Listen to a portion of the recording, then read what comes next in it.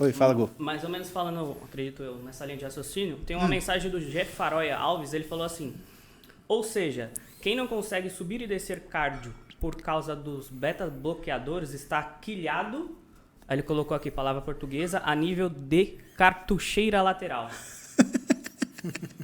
O Faroya, ele é um treinador português. Ele é um dos caras que segue você, eu, o Júlio, né? E ele tem um dos caras que tá querendo a gente ir pra lá. E tá sempre com a gente, né? Bom, tá falando das cartucheiras, né? Geralmente a cartucheira, pro pessoal, né? Tem vários nomes. A cartucheira, flanco, né? Eu acho legal o nome americano, chama Love Handles, né? Love Handles, entendeu? Até porque você puxa, né? Pronto, não precisa explicar mais nada, né? Eu achei que você não ia explicar. Ai, cara. os puxadores do amor, né? A gente tá falando dos flancos, tá, pessoal? Essa região aqui, lombar aqui, é desgraçada, que não sai mais nem que o cacete, entendeu? Pode ser chamada de love handles, entendeu? Que você puxa ali como alça. Nem com o cacete sai.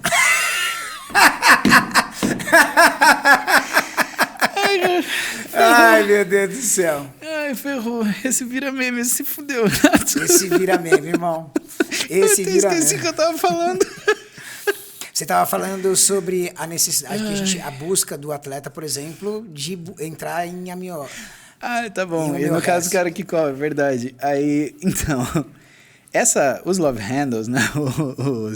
A quilha, o cara que fica quilhado, né? Na verdade, é uma deficiência da captação periférica de glicose, né? E você vê isso numa série de pessoas, principalmente pessoas que têm alterações hormonais. Então, alteração de tireoide, alteração de hormônios sexuais, pode ser testosterona e pode ser estradiol também. Qualquer coisa que mude a sua capacidade de captação de energia, né? Ou seja, a entrega de energia para o músculo, que, na verdade, traduzindo isso para carro, que é mais fácil de entender, é como se a sua bomba de gasolina diminuísse. O motor está lá, mas a bomba de gasolina que jogava a gasolina começa a fazer assim. Né? E isso acontece como? Acontece principalmente nessas situações. Por que eu falei tireoide primeiro? Porque não só o hormônio tireoidiano é responsável pela nossa velocidade metabólica, mas também ele é responsável pela sensibilidade periférica do hormônio androgênio e do hormônio estrogênio, né? Tanto pela testosterona quanto do estradiol. Isso quer dizer que sempre que você tem uma piora da função tireoidiana, a piora da função androgênica e estrogênica também acontece. E por isso que eu tenho tanto carinho pela tireoide. Isso é uma coisa que vocês precisam estudar, tá? Estudem tireoide com carinho, pessoal. Todo mundo acha que é tomar um remedinho e resolveu. E tem gente que acha que toma esse remedinho e emagrece. E a coisa não é bem por aí. Mas enfim, tava falando da questão da corrida, né? O que a gente tem na literatura é que quando você muda o tipo de exercício, você muda o tipo de prioridade.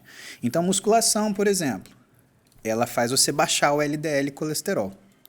Todo mundo, eu vou correr para baixar meu colesterol. Não, não faça isso. Se você correr, você vai aumentar seu colesterol. Não, vai aumentar. Por quê? Porque o exercício aeróbico, ele aumenta o HDL. Isso é importante porque isso é uma coisa... Olha que interessante. Então, correr pode aumentar o seu colesterol. Pode aumentar seu colesterol. Se você não tem um controle controle problemas, uma má alimentar, alimentação, se você está numa atmosfera propícia, vamos dizer assim, né? E começa a correr, o que é o que tende a acontecer? Aumentar o seu colesterol. O cardiologista sabe disso. Por que aumenta? Ele aumenta de um jeito ruim? Não, não aumenta de um jeito ruim. Calma que eu não disse isso. O que acontece é que ele aumenta o HDL, que é o colesterol bom. Só que se você tem 300 de colesterol e aumenta o seu HDL, você vai para 310. Então o colesterol total vai aumentar.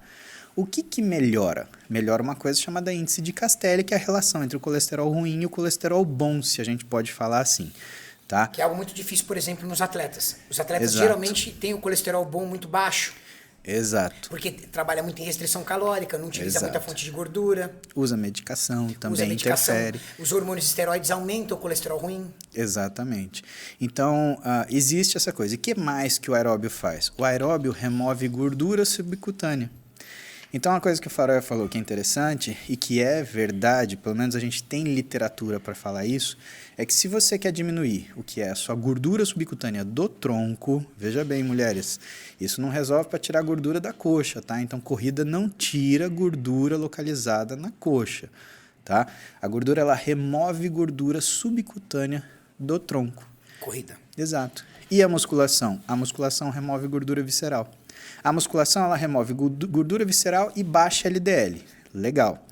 E o aeróbio? O aeróbio aumenta o HDL e remove gordura do subcutâneo do tronco. Então, por isso que é tão importante a gente ter o aeróbio junto com o anaeróbico, porque eles se complementam, né? Outra coisa que o aeróbio faz, né? Ele pode não abaixar a quantidade de LDL, mas ele diminui o nível de inflamação. Isso é importante por quê? Porque para o mecanismo de criar ateroma, Renato, você precisa de inflamação.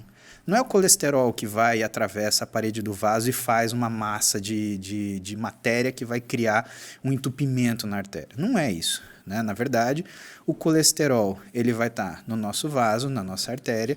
Um macrófago ele vai achar que o colesterol ele é uma partícula invasora e, vai englobar esse colesterol LDL. Só que ele vai fazer isso com vários. O macrófago, por diapedese, ele atravessa a parede do vaso, ele atravessa o endotélio, só que ele não atravessa o muscular. E aí, com vários macrófagos atravessando, o que vai tendo na parede do vaso? Ela vai inchando e vai criando o que é a obstrução.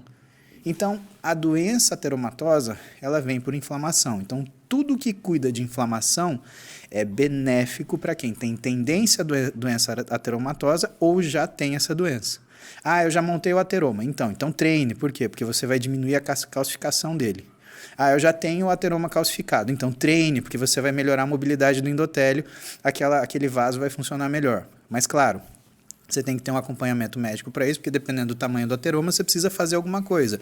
É aí que entra o stent, né? Quando faz a hemodinâmica, vê lá uma obstrução maior do que 80% e o médico ele põe aquela molinha dentro da artéria que abre a artéria e confere passagem naquele trajeto que era comprometido, né? Então essa é a história do aeróbio e por isso que o Faroé falou, quilhado, o aeróbio ajuda, né? Mas assim, tem que lembrar, né? Sempre que a gente fala qualquer coisa de gordura, tem que falar da dieta, senão a gente tem só um resultado parcial, né?